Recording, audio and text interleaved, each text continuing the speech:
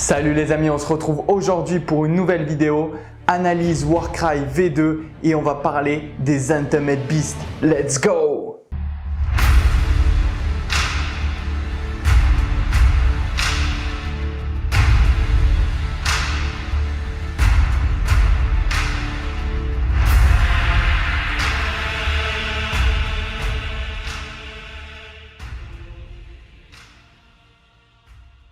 Allez les amis, on attaque sans plus tarder les aptitudes des Ultimate Beasts. C'est quand même la bande qui m'a accompagné le plus souvent en tournoi, avec laquelle j'ai souvent gagné. Et on va voir un petit peu les changements qui ont été apportés à cette V2. D'abord, ils ont gagné une réaction classique à toutes les bandes. Leur réaction, c'est résistance brutale. Un combattant peut faire la réaction quand il est ciblé par une action d'attaque de mêlée, mais avant de faire les jets de touche, soustrayez 1 des dégâts alloués à ce combattant par chaque touche de l'action d'attaque jusqu'à un minimum de 1. Alors, ça peut être intéressant si vous savez que vous allez vous faire cibler par un combattant, par exemple, qui fait 2-4. Parce que vous allez pouvoir réduire ses touches d'attaque normale et ses touches d'attaque critique. Parce que c'est jusqu'à un minimum de 1. Quelqu'un qui fait, par exemple, 1-3, c'est moins intéressant. Surtout s'il lance 3 dés d'attaque. Voilà, parce que les critiques, ok, on va les dégrader, mais les touches normales, dans tous les cas, ils sont à 1 et ils vont rester à 1. Donc voilà, c'est cool, on a notre réaction. Maintenant, c'est vraiment à voir si on l'utilise ou on l'utilise pas, parce qu'une réaction utilisée, c'est une action en moins, il ne faut pas l'oublier. Donc on attaque avec la Fureur Sauvage, la première aptitude sur un double que toute la bande peut utiliser. On ajoute +1 à la caractéristique de mouvement à la prochaine action de mouvement et +1 à la caractéristique d'attaque de sa prochaine action d'attaque. Donc ça, c'est bien vraiment si vous êtes un peu loin, vous voulez aller chercher l'adversaire puis le taper. Si vous êtes au corps à corps, forcément vous allez utiliser assaut. Si vous êtes très loin, vous allez utiliser ruée parce que ça marche à la prochaine action entreprise par le combattant. Ensuite, pour un double, on a attaque en règle. Un combattant peut utiliser cette aptitude seulement s'il a mis un combattant ennemi hors de combat. À cette activation, ce combattant fait une action mouvement bonus ou une action d'attaque bonus, c'est un classique.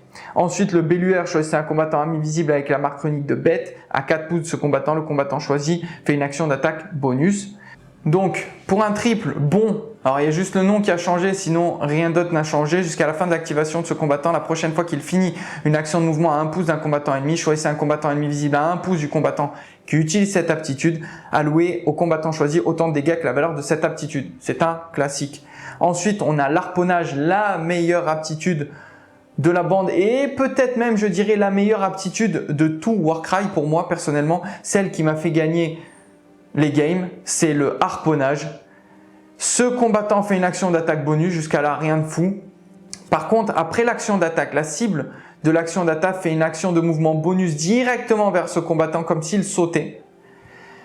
D'une distance en pouces maximum égale à la valeur de cette aptitude. Ce faisant, il peut s'éloigner des combattants ennemis qui étaient à 1 pouce au début de l'action de ce mouvement. Ça a été précisé, mais ça paraissait logique, on le jouait déjà comme ça à l'époque. Donc en gros, il va harponner un gars, il va le ramener près de lui. Et si vous utilisez bien cette aptitude, il y a moyen de faire énormément de dégâts. Vous pouvez éloigner quelqu'un d'un objectif qui pensait le tenir et au final qui le tiendra pas. Donc quelqu'un qui a déjà joué, vous le laissez venir, il se pose sur l'objet. Ok, vous gardez votre gars de côté, vous avez votre triple. Hop, à la fin, on le vire. Tu prends pas l'objet. L'objet, il est à moi ou sinon, il est à personne. En plus de ça, vous pouvez aussi très bien, par exemple, mettre quelques mecs qui n'ont pas joué. Donc le placer à côté d'un ou deux persos qui n'a pas joué, harponner le gars à côté de lui, donc au corps à corps, qui est en même temps au corps à corps d'un autre combattant ou de 2 autres combattants. Et si vous ne le tuez pas avec les attaques de ce perso, vous allez pouvoir les terminer avec ceux qui sont juste à côté. Donc c'est extrêmement fort.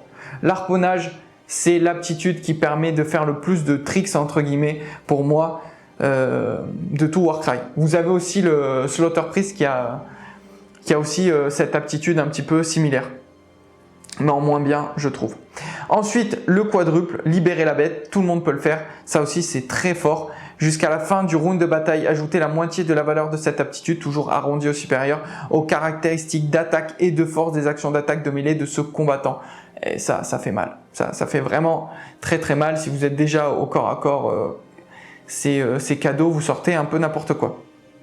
Donc on attaque les amis avec les nouvelles chartes d'unité des bêtes indomptées, des Untamed Beasts, avec le mange-cœur, le général, le leader de cette bande, qui a range 1, 5 attaques, il a gagné une attaque, force 5, il a gagné plus 1 en force, il fait 2 à 5 dégâts, après il n'a pas bougé, il bouge de 5, il a 4 en endu et il a 20 points de vie, par contre il a pris 30 sur sa charte d'unité.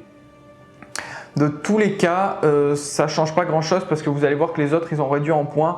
Donc ok, lui il a pris un up en points, mais la bande rentre toujours dans les 1000 points. Donc voilà, pour moi c'est quand même un up de sa part.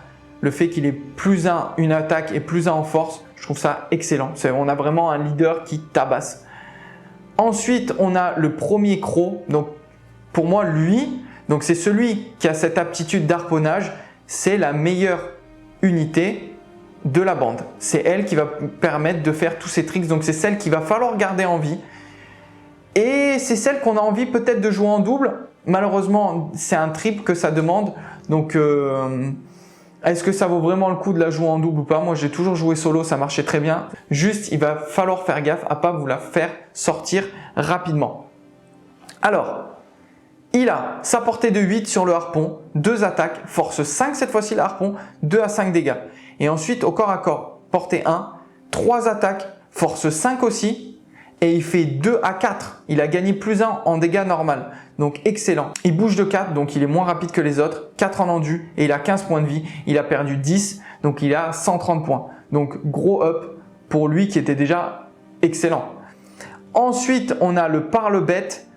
Portée 3, 4 attaques, force 4, il fait 1 et 3, avant c'était 1 et 2, donc il a gagné plus 1 en critique. Ensuite, range 1, 3 attaques, force 4, 1 et 4, il bouge de 5, 4 en endu, 15 points de vie et il a perdu 20, donc il a 110 points. Donc up aussi pour celui-ci. Ensuite, on a le preneur de proie avec hache accro, range 1, 3 attaques, force 5, il a gagné 1 en force, il fait 2 à 5, il a gagné 1 en critique aussi. Il bouge de 4, il a 4 en endu, il a 10 points de vie et il a perdu 5 sur ses coups en points. Ensuite, on a son collègue preneur de proie avec lame à dents de scie. Range 1, il fait 4 attaques, il a force 4, lui aussi il a gagné 1 en force, il fait 2 à 4 dégâts. Il bouge de 4, 4 en endu, 10 points de vie et il a perdu 5 lui aussi, il a 100 points. Donc si vous me demandez lequel je préfère, je trouve que les deux sont bien et c'est bien d'en avoir un de chaque. Ensuite, on a les coureurs des plaines. Eux, ils n'ont pas du tout bougé. Range 1, 3 attaques, force 3, 1 à 3. Ils bougent de 5. Ils ont 3 en endu. Ils ont 8 points de vie et ils font 55 points. Voilà. Exactement les mêmes qu'en V1. Bon, après, c'est bien pour de la capture d'objets. Ils vont bouger de 5. Donc, c'est cool de les avoir. Et ensuite, on termine avec leur lion, le rôdeur Lithodon. Range 1, 4 attaques, force 4, 2 à 5. Ça n'a pas bougé. Il bouge de 8, il a 4 en endu, il a 20 points de vie, ça n'a pas bougé aussi. Par contre, il a perdu 15 points, donc il est à 195 points. Conclusion les amis pour ces Untamed Beasts. Donc ce passage à la V2, ça a été un petit up pour eux. Ils étaient déjà pour moi en haut du panier, c'était une excellente bande. Donc je pense le fait d'avoir ce petit up, ça va les garder dans les bandes compétitives. Après, à voir, j'ai pas encore analysé toutes les modifications. Donc est-ce que à l'heure d'aujourd'hui, ça ne suffit pas à les laisser dans le top méta, j'en sais rien. Pour moi, ils étaient excellents en V1. Ils restent toujours très bons en V2. Maintenant, à voir ce que ça va donner. Il faut faire des parties pour tester. Mais en tout cas, déjà, je kiffe les figurines. Les Untamed Beasts, je les trouve vraiment super stylés. Là, on a des filles qui tabassent encore plus, qui font encore plus de dégâts. C'est un petit peu l'ADN. Je pense que Games a voulu dans cette V2 déjà, en réécrivant les règles, rééquilibrer pas mal de choses et ils ont fait ça très très bien. J'en parlerai dans une prochaine vidéo sur les changements des règles V2.